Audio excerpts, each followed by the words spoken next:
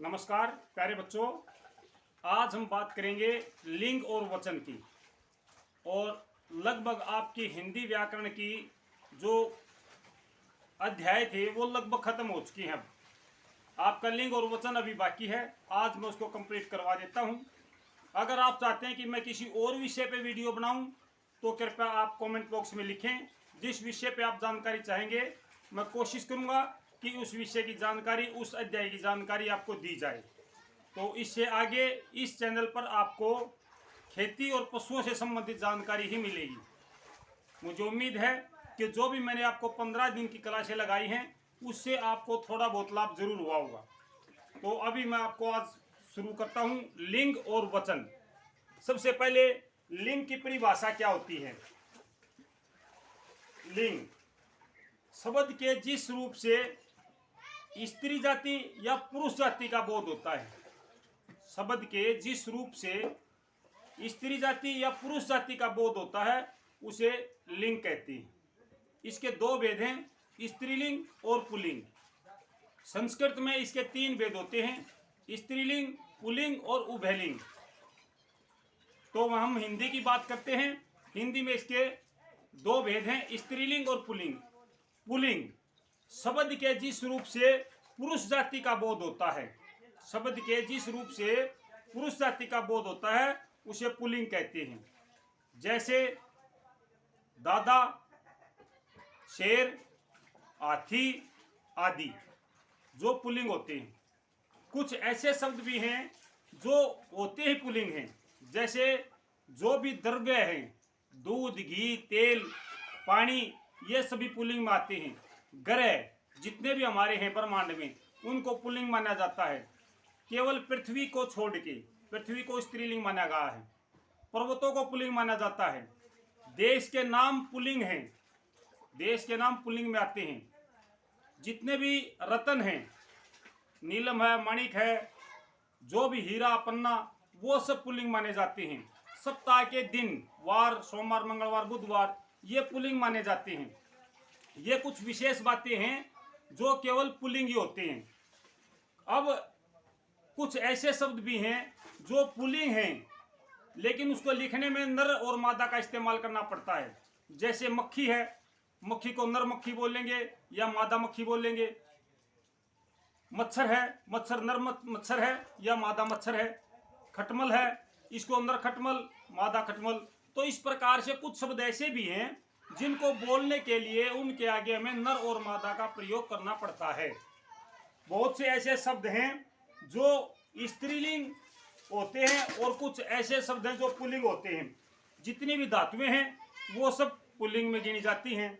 और आपके मास, जनवरी, फरवरी, सभी पुल्लिंग में होते हैं। अब हम बात करते हैं स्त्रीलिंग की। शब्द के जिस रूप से स्त्री जाति का बोध होता है, शब्द के जिस रूप से स्त्री जाति का बोध होता है उसे स्त्रीलिंग कहते हैं। इनके अंत में इया, इका, आ इस प्रकार से लिखा होता है। जैसे गायका, इका होता है, आइन भी होता है, डाक याइन। और इसमें कुछ शब्द ऐसे होते हैं जिनमें आवट वगैरह लगती है, लिखावट, बनावट, इस प्रकार से। तो जितनी भी तिथियां होती हैं हमारी लोकल, एकादशी, द्वादशी, त्रयोदशी, ये सब स्त्रीलिंग में होती हैं। बोली और भाषा जो भी हैं वो सारी स्त्रीलिंग में होती हैं। लिपि देवनागरी है, रोमन है, फारसी है, गुरुमुखी है, ये सभी लिपियां भी स्त्रीलिंग में मानी जाती हैं। तो मैंने आपको बताया है कि पुल्लिंग और स्त्रीलिंग। और अब हम बात करेंगे वचन के बारे में। एक वचन, बहुवचन, इसके बारे में।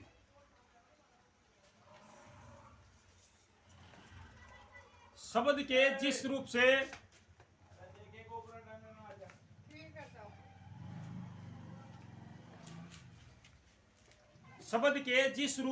एक या अधिक होने का बोध होता है, शब्द के जिस रूप से एक या अधिक होने का बोध होता है उसे वचन कहते हैं।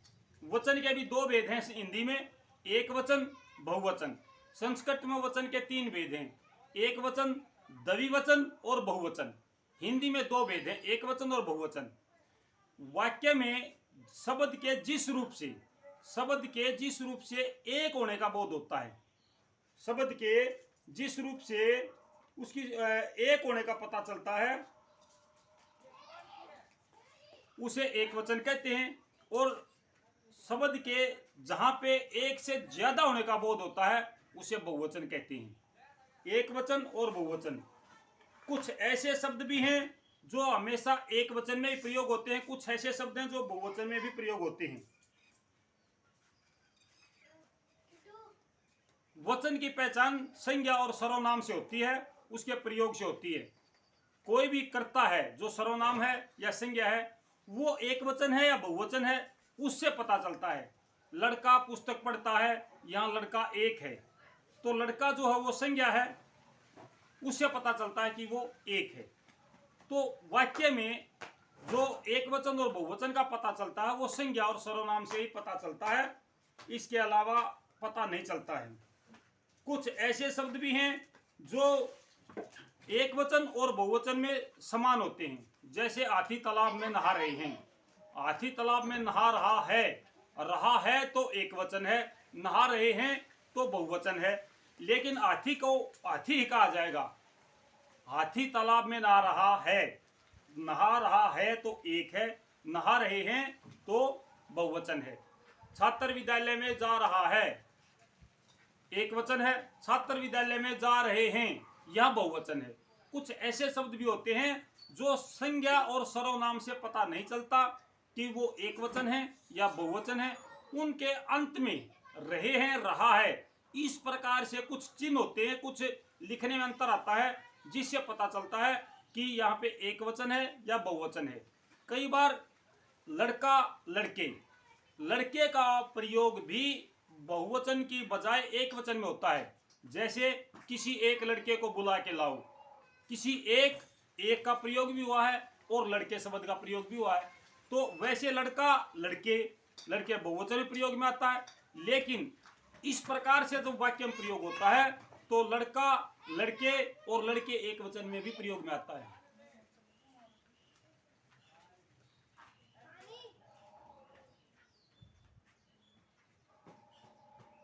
इसमें आपको जो भी देखना है वो ज्यादातर आपको बहुवचन में आएंगे, तो ए के स्थान पर जो वाक्य में ए का प्रयोग होता है, अकारांत पुल्लिंग जो होते हैं उसमें अकारांत ए हो जाती है।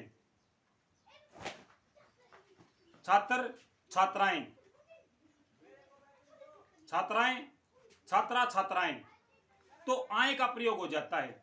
इस प्रकार से एक वचन और बहुवचन में कोई ज्यादा दिक्कत नहीं होती है। मैं आपको फिर से बताता हूं, वाक्य में जो शब्द होते हैं संज्ञा सर्वनाम, उनसे एक वचन और बहुवचन का बोध होता है, और उसकी जो परिभाषा है, शब्द के जिस रूप से उसकी संख्या का बोध होता है, शब्द के जिस रूप से उसकी संख्या का बोध होता है वो वचन कहलाते हैं। जहां संख्या एक होती है वो एक वचन होता है, जहां संख्या एक से अधिक होती है वो बहुवचन होता है। तो आज मैंने आपको दो चीजों की जानकारी दी है, लिंग और वचन के बारे में। मुझे उम्मीद है कि आज का ये छोटा सा चैप्टर आपको अच्छा लगा होगा। धन्यवाद, नमस्कार।